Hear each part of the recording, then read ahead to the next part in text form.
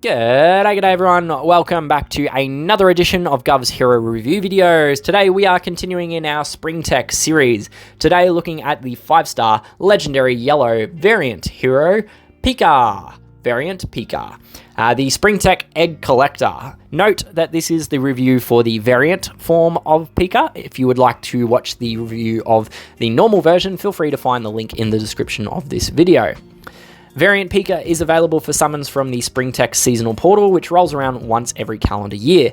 As is the case with each of the seasonal events, even though they only appear once a year, they do run for a 4-week period, and typically the spring one will bridge the months of April and March, or March and April, offering you the shot at 2 different heroes of the month, which is nice and interesting. Variant Pika is one of the newest heroes into the Springtech portal at the time of this recording, being added in March 2023 alongside the variant for Hairwear, both of whom the base versions were originally released back in April 21 with a portal expansion in March 2022 when Coney and Lepus were added. The portal itself has some odds, so we can see them there at 0.6% chance for a variant form and a 1% chance for a 0.6 for a non-variant and a 1% for a variant seasonal hero. So what this means is if you were to do 100 summons in this portal, costing you 26,000 gold, there is a 63% probability that you would draw a variant hero and a 45% probability that you draw a non-variant hero. If you were to drill down and go for a specific hero, those odds change and they become a 39% probability you draw a specific variant hero and an 18% probability of drawing a specific non-variant hero. So decent odds, but not great ultimately. A couple quick housekeeping things before we kick off into this review in earnest. So number one thing to note, the variant I will be reviewing is not a wholly discrete hero. Independent from its base version. It's more like an alter ego. Because of this, there are limitations around the uses for it, so mainly it comes out in war usages, but ultimately it comes back to the fact that the normal and the variant version, they occupy only one slot in your roster, and thus they're only constituting one hero.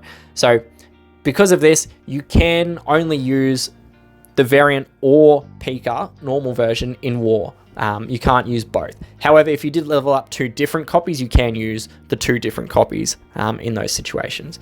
The second thing that I want to note is that the stats here shown on this card, they are fully inclusive of the variant bonus. So they are already including the 6% attack and defense increase and the 9% health increase. The third thing I want to note is that the game is currently incorrectly displaying the effect of the charge generation bonuses, both from variant and speed nodes. So that 5% bonus, it is incorrectly being displayed as a speed improvement onto her card there. It's showing up as a 67. So I have made a separate video explaining this in great depth about what the bug is and what the impact of it is. The link for that should appear on screen right now, as well as also being in the description of this video. But the TLDR is that someone's tried to make a change and show the effect of charge generation bonuses and translated it as a speed improvement. Unfortunately, the methodology is flawed. It's not how either the speed mechanic nor the charge generation mechanics actually work. And as such, the end result is that the charge speed displayed on these cards is inaccurate to their actual charge speed. So with those housekeeping notes out of the way, let's dive into the rest of this actual review. So first off, let's take a look at her artwork. So here we see the Springtech Egg Collector's artwork. Yeah, she's kind of got a couple baskets on her arms carrying eggs, or one on her arm and one on the rifle. I don't know really how practical this is, carrying a rifle with some baskets of eggs on them, but either way, that is what her artwork is. There's a lot of the original ties that are still there. Her backing has still got that angel wing kind of thing. She's also got the same style of robe, although the details on the robe are different. She's now got little chickens on it rather than just a swirly pattern we saw on the base version. But yeah, that's sort of her artwork. Feel free to pause it if you wish.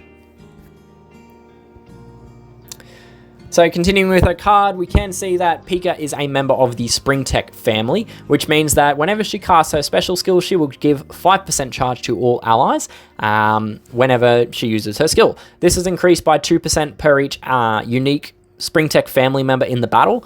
So some things to note, it is a flat percentage applied regardless of the recipient's charge speed. So it means that slow heroes do actually gain more benefit because 5% is worth more to their charge compared to a fast hero. The other thing is that it is affected by charge generation modifiers, so we see things like variants, variant bonuses, that is, class emblems, as well as buffs and ailments in battle, although you are somewhat unlikely to notice any material impact from this because, after all, a 5% improvement of 5% is just a 0.25% additional charge, so you're not really going to see any benefit from it at all. The final thing to note is that they are unique heroes. It's not two copies of Pika. It's got to be two different heroes, like pairing Variant Pika with Lepus or with Bunny Hop as two examples. In terms of her personal stats, Variant Pika has 723 attack, 723 defense, and 1,556 HP. So there is no real skewing. She's pretty much bang on straight down the middle of the road. If you do want, for whatever reason, her base stats without the variant bonus, all you got to do is get these numbers and divide it or remove the variant bonus. But it is worth noting, for Variant Pika, you can never get to 5-100 without picking up the full variant bonus, so there's no real reason to. Her speed, despite being shown as 67 on the card, it is actually 64 is her real charge speed. So the following numbers I'm going to present are based on the real speed of 64, as it is more accurate to the in-battle experience. So at 64 fast charge speed, she requires 9 tiles to charge or 5 ghosted tiles. Because of the presence of the variant bonus, she will always get the speed break going to 65 or above 65 charge speed. So there are a couple ways you can do it. As I said, the variant bonus is the most obvious one because you're always going to have the variant bonus for Variant Pika. The double break does need +8, so you can do that whenever you, if you were to combine the class node with, or you don't even need the class node ultimately, you can do it if you combine the variant bonus with any of the either of the yellow speed guns. So you've got the +7 Triss Vector, it gives you it's a 4-star option, it'll get you above the double break, as well as the +6 Ragnarok Vantage, which is a 5-star gun. So double break is possible as long as you combine a speed weapon with the 5% variant bonus. So from this perspective, there's absolutely no reason to pick up the speed node on the variant form. It's not going to give you any benefit whatsoever. There's no way to get to a triple break from here. So yeah, don't worry about getting the +20 speed node on the variant. On the topic of the class, she is a member of the support class, which grants her the chance to withstand negative status effects and charge drain. So it is a pretty decent perk, particularly that chance to withstand charge cutting effects like you get from Dragon Fist or Attk, but it also can withstand any status ailments, which is very, very powerful as well. By way of an emblem path, if you are going to use the variant format over the normal, I would personally probably recommend going a defense and HP route, and that's basically in order to gain as much survival as you can on her to allow her to continue casting as a healer. So what this looks like is I've got my copy of Zigzag here. So that's sort of what the emblem path would look like. I have obviously gone defense as the priority over HP. This is personal preference, really. You can go either defense or HP. It comes out much of a muchness in terms of their pros and cons, and there's no impact on the damage calculation. So that's the path I would follow for Variant Pika. It is worth noting that with the emblems for the variants, you can only apply them to the base version, i.e. you need to use medic emblems on normal Pika and just follow this path because it is automatically transcribed onto the variants grid when you're using the variant format. So feel free to pause it if you wish, but that is the emblem path I would follow for Variant Pika. Heading back to the portal, and we can take a look at her special skill, and her special skill is titled What's in the Basket? And at level 10 skill and 64/67 charge speed, it will heal all allies for 390 HP. It will then increase the duration of all buffs on all allies by 2 turns, and then apply a buff to all allies, which turns damage over time effects into healing for 3 turns. So couple of things going on there. Some of them are quite interesting, but let's start off our breakdown by looking at the healing. So healing, I compare on a heal per tile basis. So I take the hero's healing, multiply it by the range. So in the case of Variant Pika, it's all allies, and then divide it by the tiles to charge her skill. So in the case of Variant Pika, because she is always getting that charge break going from 9 tiles down to 8, her heal per tile is 244. And we can see that comes in number 1 of the yellow healers and pseudo healers available in the game. It is tied with Doc Colton because he always gets the bonus healing and comes out as 244 as well. But we can see there, normal Pika is at 161 heal per tile. If you had the variant bonus on her, it jumps up to like 181 or something like that because she also drops from 9 tiles down to 8. But if you also have all of those other options in there, you know, you've got Marrow at 190, Nutmeg at 71, Hanalei at the bottom at 30 heal per tile, so a couple of options. If we were to expand this list to all elements, I'm not going to show it, but Variant Pika does rank number 3 of the 52 pseudo and direct heal options in the game. So the ones that are above her are Pulse and Venus, both of whom have a hefty heal with some chonky minions as well. So pretty good healer, all things considered. Like, she's dealing a lot of healing out just from her special skill, direct heal alone.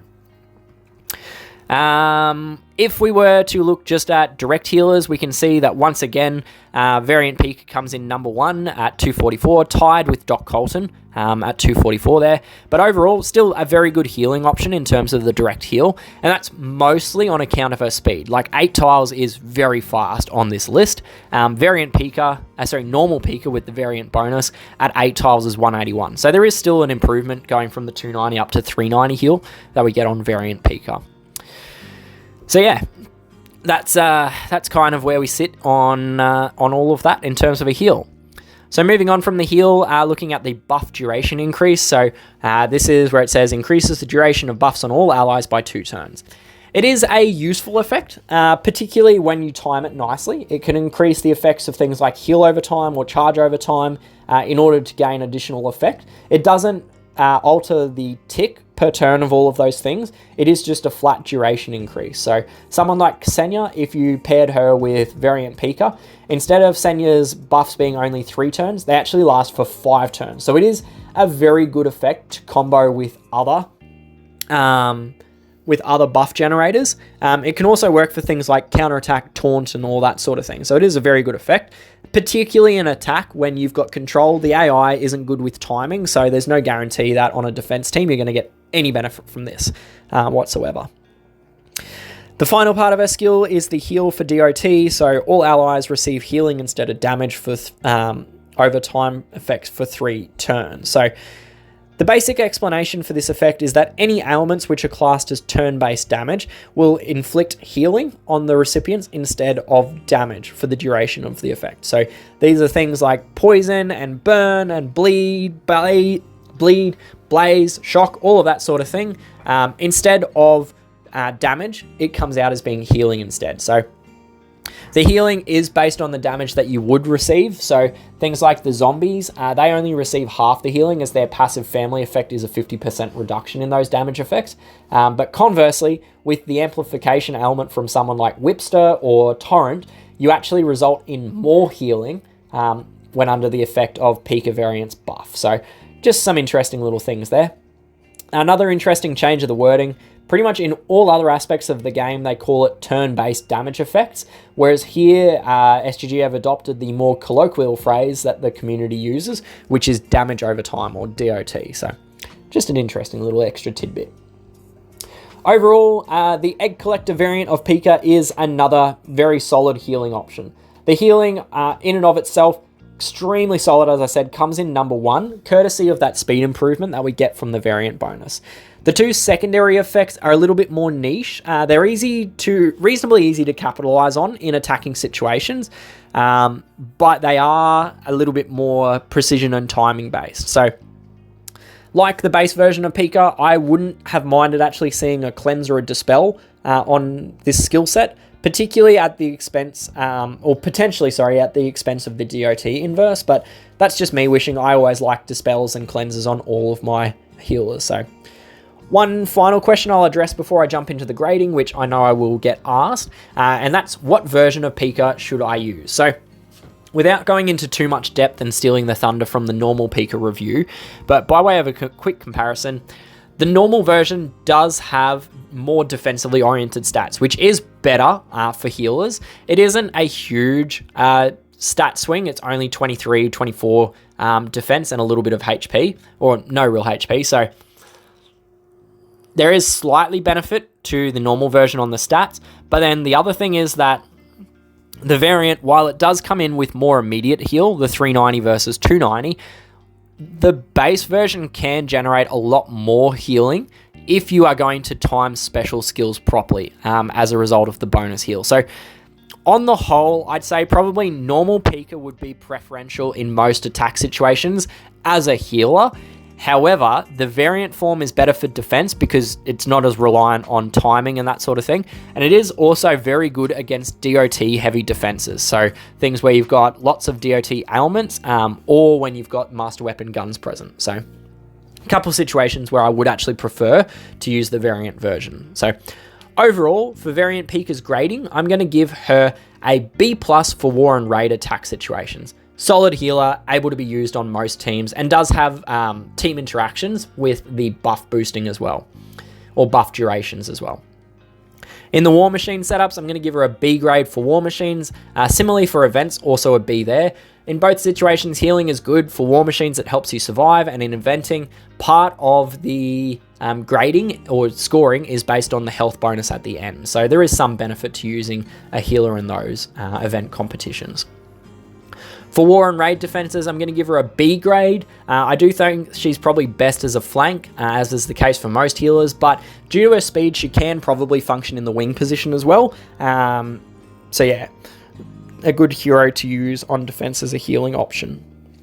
In the 3 tournament settings, so we've got Bloody Battles up front. There's no grade for Bloody Battle. She's a healer. No point even using her, really. On the buff boosters, I'm going to give her an A- for buff booster attack and a B+ for buff booster defense. And the reason for this is she does create buffs for all allies, but also extends the duration of buffs as well. So it is good to capitalize on with that bonus attack that you get in the buff booster tournament setups.